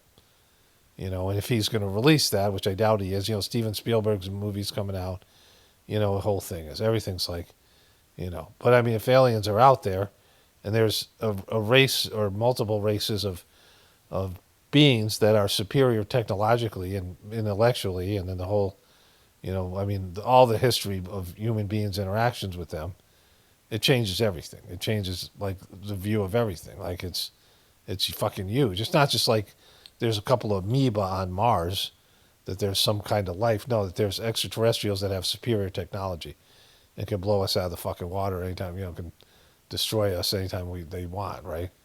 And so, and that is true. I mean, there is that. So, all right, so that's the first piece. That changes everything. And Trump is just baited into these things. Obama's not breaking the news. I'm breaking the news. Like, why didn't you do this before? You're supposed to be telling people the truth. Why have you held on to this for your first 4 years and now your first year and a half of your second term, or your first year after your second term? Okay, so there's that. Trump then threatens kidnappers with death penalty, and Nancy Guthrie isn't returned alive in the call with the Post. The president said abductors would face very, very severe and most severe federal consequences if Nancy Guthrie is found dead after being abducted from her home outside Tucson on February 1st. Now, I wasn't aware that the federal government can give the death penalty. Right. And they said, asked if the DOJ would request a death penalty. Trump answered, yeah, that's true.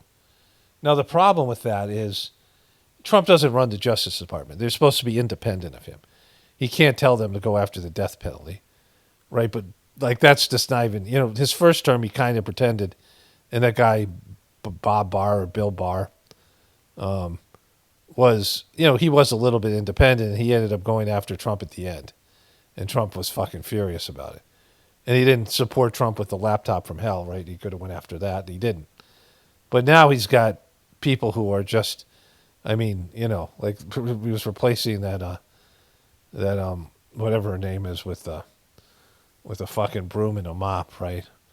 so there's no that thing that happened before.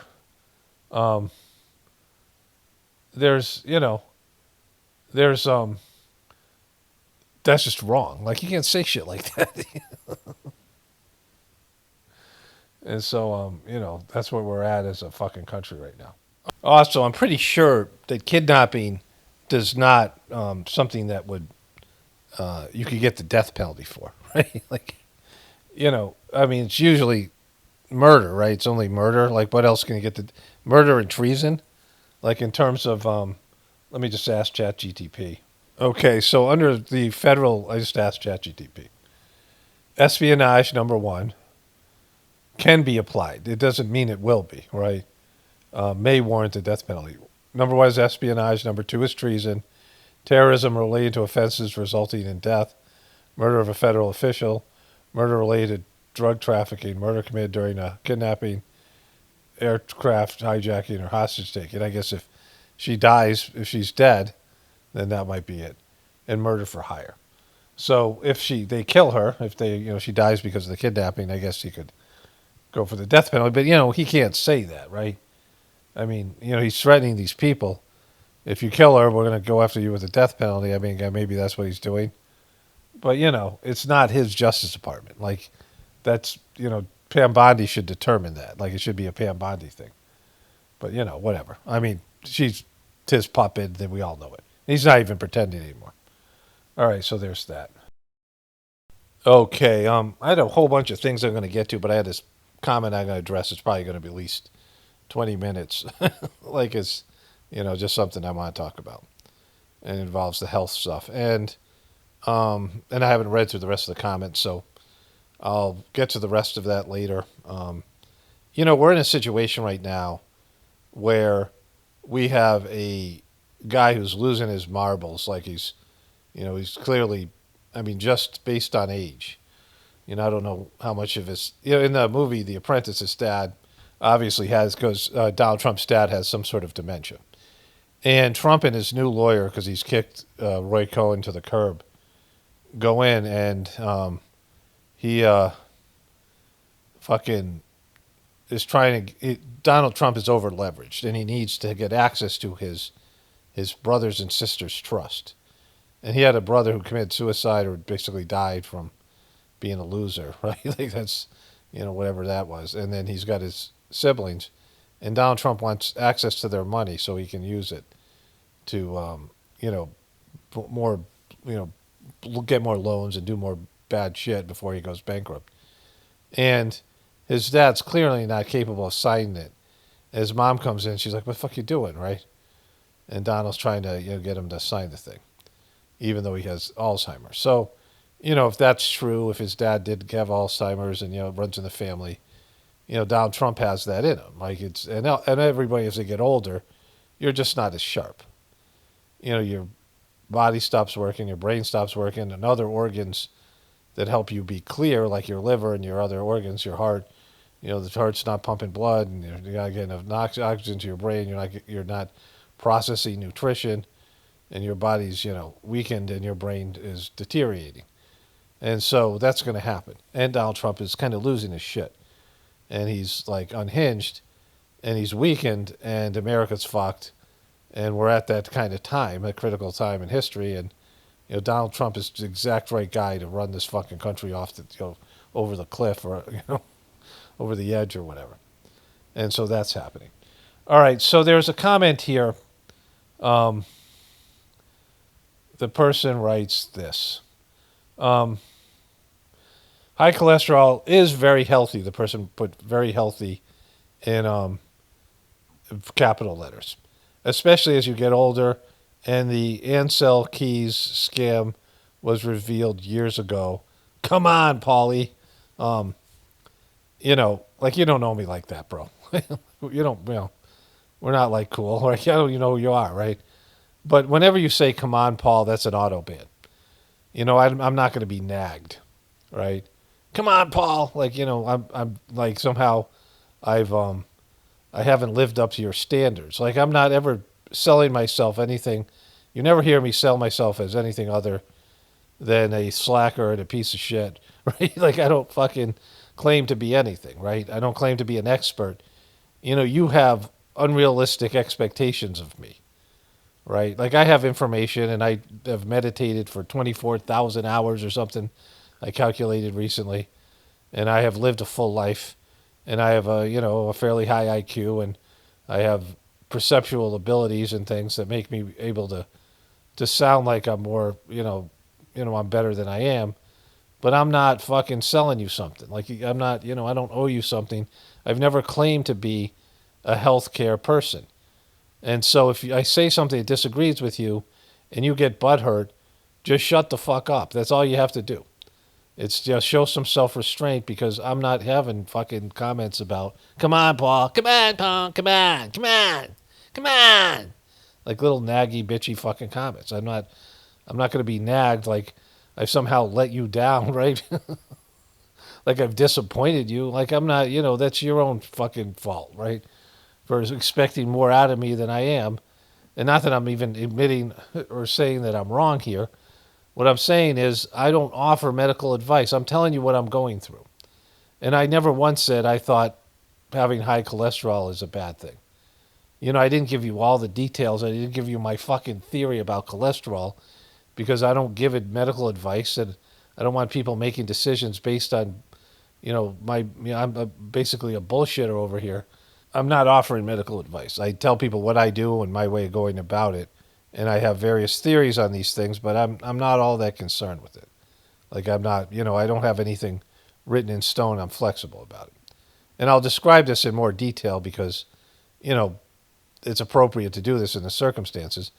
But not everybody wants to hear about my medical stuff or my medical beliefs. I used to not be able to say anything because of YouTube's medical misinformation, right?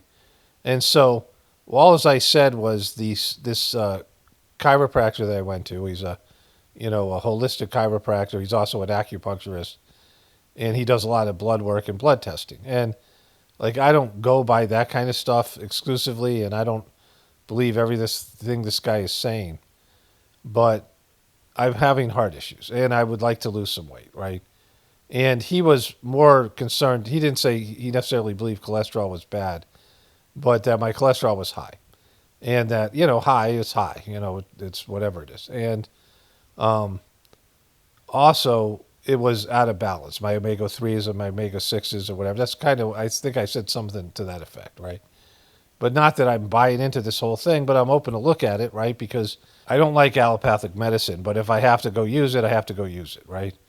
And not in this circumstance, but I've had some heart palpitations, and my wife and I were talking about this already this morning, because this guy, this chiropractor, he's just sent out a email saying he's not going to see patients directly. He has people in every position. This is a holistic clinic. And he has like a team of people, and he is going to just go and fade into the back and be consulting and training the other people and not see patients directly. And he had a moment where he wanted to run a test on me based on my genetics. And I said, well, nobody in my family has a history of heart issues, right? And so nobody died of a heart attack. My 4 grandparents, 3 of them lived to 90. The one who died at 80 died of lung cancer because he was a fireman before they had oxygen masks. He was in World War I and World War II and rolled in a bunch of toxic shit. And he smoked cigarettes, and he made fishing poles with glue, which I assume was very toxic.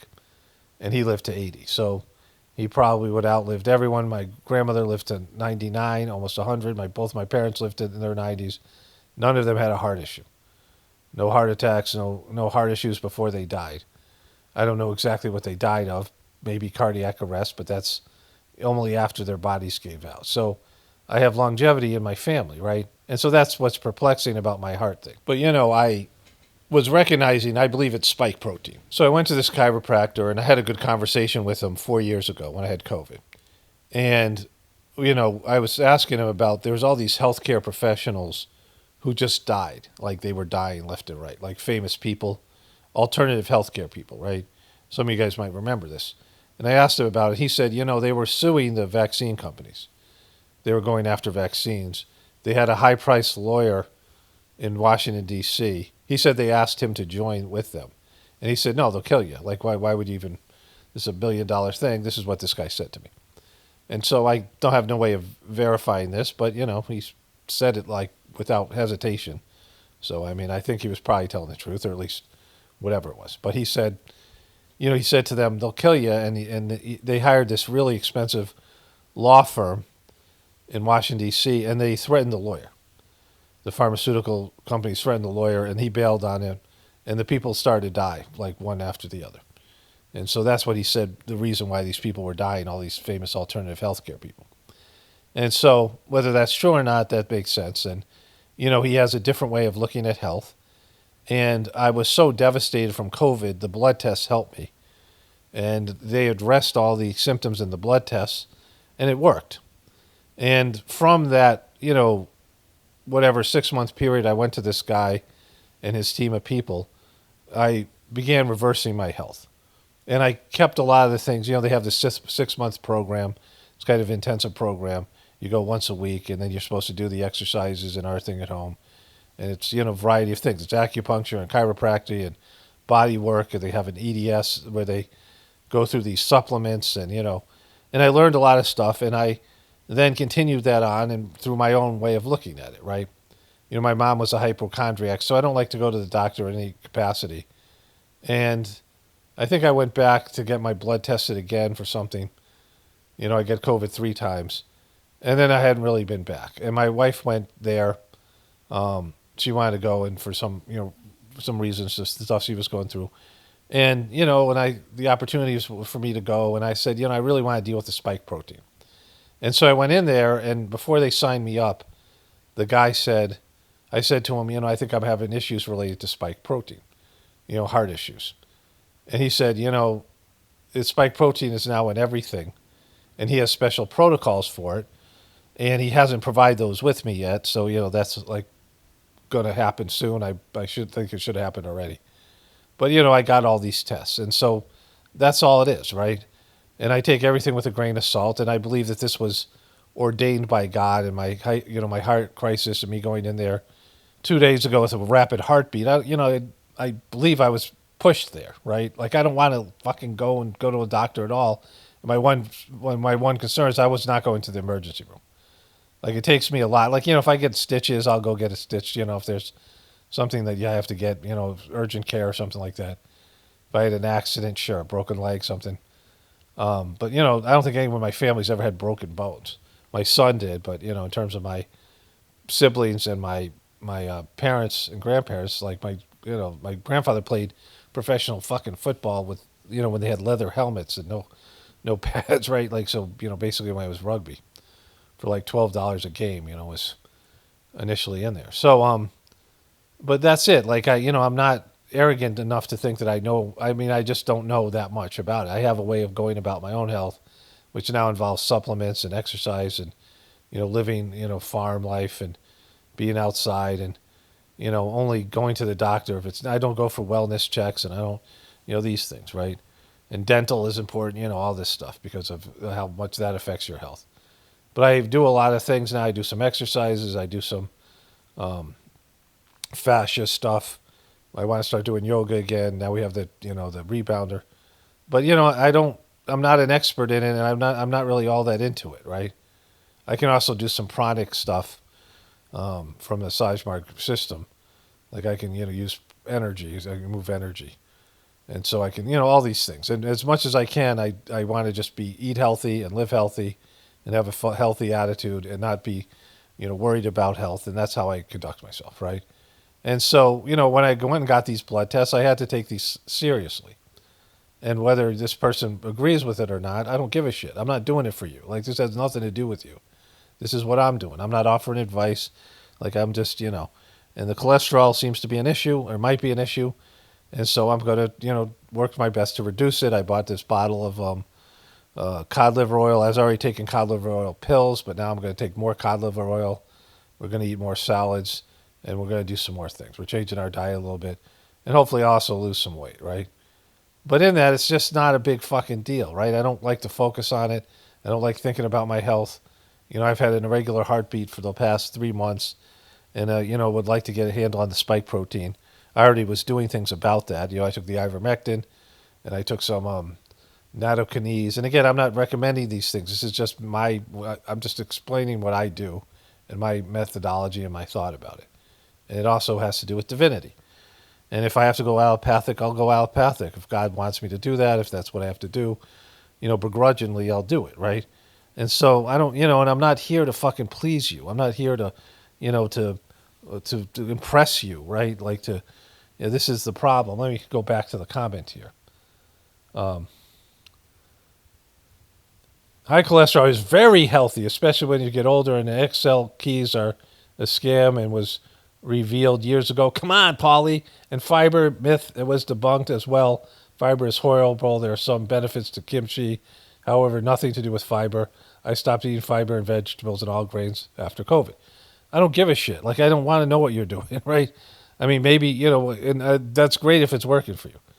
But, there's just different models and ways of looking at it. And not all models of medicine apply to all people. Not everybody can do Sajmark system of meditation. Very seldom do people feel the transmission. And or some people are sensitive to transmission, but they have no desire to live a spiritual life. Egotistically. They're just not into it. And so it's a handful of people. I talk about it here, and I think it's the best thing, and I wish everybody could do it, and everybody wanted to do it, but they don't, right? And so we all have our ways, and some people it's allopathic medicine. That's what they can do, and that's what their lifestyle dictates, and they have to do it. And even though I don't like it at all personally, I'm not going to tell other people what to do and announce fucking reality. You arrogant fucking prick, right? I'm sure you are into natto. Natto helps with spike protein, but taurine is amazing for everything. Don't skip on it, Paul. Also, it's a two-parter. I had to do 2 screenshots. Also, you have damn cows and birds, and so raw milk, eggs, and meat, which all were ate 1,000 years ago, before we had any heart issues or chronic illnesses. And do we agree that we do agree that caffeine, which is an insecticide plant produced to protect themselves, is toxic. It forces your body to release adrenaline. With insecticide and adrenaline are capitalized. The problem is the come on, Paul, and the fucking tone of this thing, and it's unprovoked, and you're having your own little butthurt reaction, which is what you have to deal with. Like I said, this isn't a place where there's a complaint department, and there isn't a situation where I should disappoint you because I'm not ever claiming to be anything that you should be disappointed in, right? I'm not here to be like an expert in medicine and healthcare. I have my own shit that I do, bare minimum. I'm a slacker and a bare minimalist. First of all, you have damn cows and birds. No, we don't. We have cows that we eat, and we're still eating the meat. We still have hamburger left over and some of the steaks, and we've purchased half a cow, we buy in bulk now. But we had dairy cows years ago, but I don't do that now. And so this person, you're not accurate with your information. I eat eggs every morning. I eat kasha and eggs every morning. And again, I'm not bummed about my diet, although I would like to lose some weight. I'm going to try to eat less and be less full. I think I can do that now that I've had my, they adjusted my, what is it that I said, called it a hiatal hernia, where, part of the stomach goes through the where there's a flap there that prevents the food from coming back up. And I'm not having so much acid reflux since then, but I'm bloating a lot. It's kind of weird, but it's whatever it is. But I'm going to take less food, have less portions, because, that's something I could do to lose weight. I'm not all that big on losing weight or gaining weight. When I played sports, I was trying to put on weight. I wasn't strong enough, and I was getting pushed around on the basketball court in terms of boxing people out, and I wanted to be stronger. And I was young. I was in my early 20s, and I was lifting weights, and I was lifting a lot of weight. I was pretty strong, but I couldn't put on weight because I had a fast metabolism, and that lasted into my 30s. And I gained weight once in my 30s, and that was fine through my 40s. I kept about the same weight, And then I started gaining weight, well, in the divorce time of my life. And there was partially was due to diet, and mostly it had to do with stress. And my dad was always, as I remember him being fat with a beer belly. And I remember my brother around the same time got really overweight. And they both eventually lost the weight again. Like my dad, it was because of like irritable bowel syndrome or whatever, but he became really skinny at the end of his life. And my brother is, he lost his weight when he was 70s or whatever it was. But it is more difficult on your heart to be carrying extra weight. But I don't think about things like that. I'm just not obsessed with it, right? I feel good. I'm happy, but I'm now having some health issues that I have to deal with, right? But this idea that somehow, like you getting offended by my belief in cholesterol or not is just, it's lame. It's weird. It's fucking weird, right? Like I let you down. Like that's the thing about all this stuff. I'm not pretending I'm perfect or like there should be no me letting you down. Like that's you guys having an inflated opinion of me, right? If I say something that you feel upset about, commenting is not the answer. You can leave and not watch the videos, or you can just shut the fuck up and stay here. Like that's one of the few things that I can say. It's one of my few rules here. I don't have a complaint department. If you're upset by something I say, you don't tell me about it. I don't want to hear about it. I don't, this isn't a personal conversation. It has nothing to do with you. We're not going to, our beliefs aren't going to align. And, people are going to get disappointed. But I mean, like, I don't get disappointed in people, and I cover fucking the worst of the worst, right? Like, I don't expect anything from people. I mean, maybe Kamlesh Patel, like, maybe that's someone who, like, I was legitimately disappointed in because he was supposed to be the next master of the system, and he's just totally failed. But for the most part, I just don't get into that stuff. And so I don't, people aren't living their lives for me. Like, they're not, oh, you're disappointed in me. Well, fuck, I don't give a shit, right? Like, I'm not living my life for you. This is my life. You go live yours, right? Anyways, come on, Paul. All right, let's move on to the next comment if there is one. Somebody just suggested the vagus nerve, which I had been doing myself. I found a couple videos on how to reset the vagus nerve, and then I found a way to do it using this fascia stuff. There's this human garage thing. I've watched some videos, and I've done some of those. I found some of those things to be helpful and preventative. There's an organ reset things. Again, not suggesting things. But when my heart was racing, my wife said, oh, you should reset your vagus nerve, and I tried. It didn't work. I tried pranic healing. I tried a bunch of shit, and the thing just wouldn't stop. Like it went for about an hour. It just happened. But like I said, it drove me to go to this guy. Again, I'd already been there for about a week, and like I feel like this was necessary. Like sometimes you need inputs, and sometimes you have to be pushed to do something you wouldn't do otherwise. And that's what I feel like is happening here. Like there is something that's some reason for me to go through this. My wife and I are still working with this healthcare provider because we're not totally psyched by, like they kind of ignored. It was, I don't want to call it a bait and switch, but I don't feel like I have a heart problem as much as I have a COVID spike protein problem. I think that there's some kind of thing that's making my system glitch out. It's affecting my heart. Like I think my heart's fine. Maybe I could reduce, some congestion there, cholesterol. He said that there might be some, issues with my arteries, and I'll take a look at that if it works. Again, this is based on blood testing, but if I can get my heart healthy, I'm just going to work on my heart, right? I mean, I meditate on the heart for, 30-something years, the etheric heart, but it has physical benefits. I don't think that many people in the Sajmark system, it's a very low rate of people in the Sajmark system that die of heart issues. So like I have, but we live in a time where any moment you could just keel over from fucking cardiac arrest, even if you're a young person. Like that's been happening now for the past 4 or 5 years, right? Okay, somebody said, suggested baking soda, which we used when our goats would bloat. We had some goats that got like gout or whatever it's called, or whatever it is that horses and these animals get. Somebody wrote, Paul, it's likely increased roughage that's causing your bloating. Too much insoluble fiber often causes people to bloat. Yeah, we really haven't, like the bloating happened before that. Like I didn't even start doing it, and I'm not sure what it is. Like it's something that happened with COVID. Like I was just bloating, and I have these things, pills to take.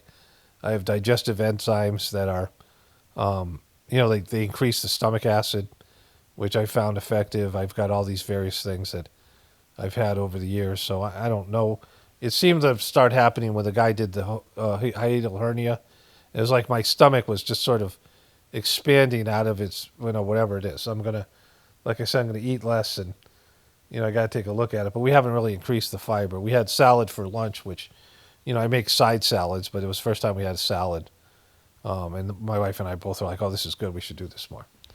But anyways, All right, so that's it. There's no real comments here. All my comments have been positive. I don't know if it's a hard issue or what it is. It comes and goes. I just wanted to say one more thing about this. Like, I've gotten to the point where I'm aware of dying. Like, it's there. And I have a playlist here, which I should say, of videos that I've made after I die that people could access. One particular video and then follow-up videos. And I should do another one of those, during this period of time. At least, a voiceover, and that the whole video could be put in there with, voiceover would have to do with this. But, I don't think my horoscope thing, my Vedic astrology thing was sometime after like 2048, 2050, something like that. I was going to have a health issue, and then he didn't say when I was going to die, but, my living to 90 it probably is highly likely for me. But not that, it's going to be when it's going to be. There's a lot of things going to happen. They just released some of the Whispers of the Brighter World that were prophecies, which is, in this a whisper a day email that they do. And they've really hid those things away for the most part. I think it's the first time they've released them in the email thread. But anyways, I just, my main focus would be to stay here for my wife. Like we're going to grow old together. We're each other's support system. And, I would not want to abandon her. And so working on my health has to do with that. And the work I do here. Those are the two things. My kids are, they're not really in my life. And, the dogs, I guess, also, they got to be, someone's got to take care of them. Like it's just, we don't have a plan for them. But whatever work that I'm going to do for the Sajmarg meditation, the system, the masters of the system, whatever I can put out in terms of the Gratefulness meditation and the stuff I do here on YouTube, people that, this is a positive thing for them. People come here. Some of you guys who come here, this is a positive thing for you. I'll keep on going and doing it because, it's my service to the system of meditation that I do. And like I said, first and foremost, my wife. And, I don't want to, it's not just about dying. It's also about the quality of life as you get older. Like as you get older, you don't want to just be some piece of shit that can't move or do anything. And, I want to be able to exercise. I want to be able to do farm work. I want to be able to, enjoy my physical existence. I'm not going to play 5-on-5 pickup basketball like I used to, but I want to be able to, move around and exercise. And, I want to be like in physical pain. And, it's the quality of life. I might live 30 years as a broken down, person who can't move around. And, that sucks. Like that kind of life sucks, right? Being able to be physical and be out in the world and contribute and do things and, participate in, food growing and things like that. So all that stuff is a part of your spiritual being able to meditate and things if your body's all fucked up and toxic and, all these things. So, you might have a death date, but what kind of life you're going to live between, your 50s and your 80s or 90s or whatever it is, right? 70s. Like that's debatable. And, there's this guy, my family and I went to visit this ashram in India. And somebody who we were staying with this one kind of family, this guy's, well, you have to meet this guy, right? And we went to this guy's house, and he showed us his kids had built houses there, and they had gone to America, and they are really wealthy. Like, they built, one of the houses had this cool indoor pool, like this is in India, and this is like this would be a multi-million $1 million house in America. And his kids would come and visit, and they have these beautiful homes. Like his kids were, like American citizens or whatever it was. And they had built the house into this red rock. Like there was like kind of this hill, and there was red rock on the hill, and there was a giant rock built into the house. Like it added a level of cooling to the house. It's hot, and it's in the Hyderabad area of India. I guess 110, 115 degrees in the summer. And, when we went to these two houses, and then he took us on a hike, and the guy fell, and I'm thinking he's like 70 years old, but like, a healthy 70. And he had these kind of flip-flops on, and he falls, and he bounces right back up. And goes, well, that was, And then he brings us to his house, and he goes, how old do you think I am? And we're like, I don't know, 60, 70. Like, he acted like a guy who was 50, but like a guy who was, maybe 60, but looked like he was 50, whatever. He goes, I'm 95, right? And his wife is in a wheelchair. And he tells a story how about the second master, Babaji, he was sitting next to this guy when, this guy was younger, like in his 20s, and in a car. And Babaji was like, small and sitting maybe in the middle between two people. And they went around a turn, and Babaji fell over, and he touched this guy, like on the chest or something, like, he was falling. And the guy said he felt this energy, like, pulse through him. And he was like that guy at the end of the Green Mile. Like, he's fucking 90 years old, and he looks like he was in his, like, 40s. Like, he's just bouncing around. And I was like, holy shit, right? How could you be 90 years old? Like, I never would have guessed that, right? He's like 95, like his mid-90s. And his wife's dying, that whole thing that happened in the Green Mile. So, I don't know. That seems important to tell. There was another guy, someone my ex had dated, and he ended up kind of turning on the mission and had his own, like, blog, like an anti-Sajmark blog. But which is weird because he was in France, and Babaji was walking up to give the meditation. And Babaji was really old, like towards the end of his life. And he was very frail, and, he lost his balance, and he fell on this guy. And his hands he's very similar to the other thing. And the guy, he went into his room and just like wept for 3 days. Like he felt his energy surge through him, and I mean, it was a whole thing. And he just wept. He couldn't stop fucking crying. Like he just, like it affected him in this way. So, I don't know. Thought those things might be important. My perspective of this is that when you do God's work, you are, you're kept going. They keep you around as long as you can. They try to get as much out of you as possible, because very few people will commit to doing God's work, even part-time, even 5% of their, energy into God. I mean, that's substantial, and God will keep you around. And it's also important that you do some work, and you realize that you have a role to play, and you have to do your best to, keep it going, right? You can't just, let yourself go or whatever it is. You have to, fight the fight. And as you get older, you have to fight to stay healthy. It's just, you're losing things, right? You're losing flexibility. You're losing mobility. You're losing, your organs aren't working as good. And, like these people who are still drinking alcohol, like I see these retired people, when my wife and I travel, if we go to Florida, you see these people, they're I used to work, wait tables at these places, and they have this early bird special, like older people that are eating at 4:30, 5 o'clock, and they would get these, 2 shrimp and a 4-inch piece of steak. And, the early bird special for the older folk, retired folk. And, they come in and they would drink alcohol, and they would sit by the ocean or sit by the pool or someplace, and they talk about, complain about fucking what's going on in the world, and drink alcohol. And, like, Jesus Christ. I mean, like, I can't imagine drinking alcohol or any of that shit. Like, I don't do any stuff. And I don't know how you can do it and still function, right? Like, I couldn't afford a hangover or whatever. Like, so, and you become more subtle, and alcohol is extreme, and you have to, become more moderate and eat in moderation, and, all these things. And, like, it's just something you do. And, if you want to keep going, and people are dependent on you, and you have a role to play, and it's inherent that you put some effort into it. And, that's what I'm doing here.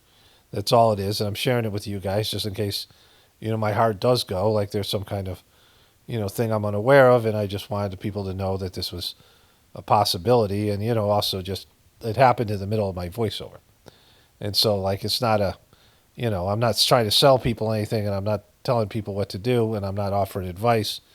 I'm just giving people a different perspective. Anyways, and that's across the board. Like, I don't expect people to adopt my point of view, and I don't want that, right? I present, options for people and things for people to research and think about. People who are thinking for themselves, right? Who are looking for answers to a debauched system, a corrupt system, a deviant system. And maybe there's, something else out there, and that's why I talk about what I do. Okay, so I was going to end the video there, but I want to add something more here. There's various models. Like, I kind of understood this when I went into graduate school, and, it was for a master's degree in counseling. And we looked at all these various psychological models. And, I don't know how many schools do this or how many programs do this, but the person who designed it, this older woman, she did a great job of breaking down the models into like 6 categories. Like, how do they see a human being? Like, what do they think a human being is, right? At least on a psychological level. And how does healing take place, right? What configures a human being, and how does healing take place? How do you fix something when something's wrong psychologically, when there's a problem, internally? How do you change?